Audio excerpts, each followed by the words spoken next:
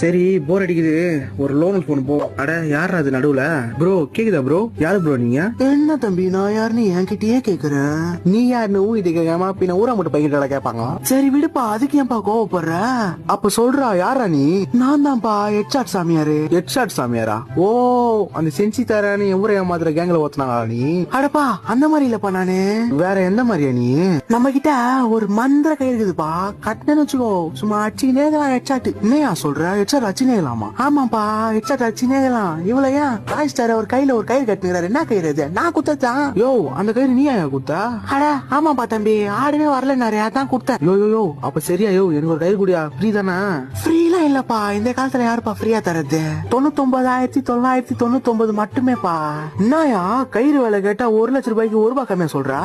இன்னும் நான் இதுல ஜிஎஸ்டி ஆட் பண்ணலையாப்பா? எது ஜிஎஸ்டியா? அட உம்மால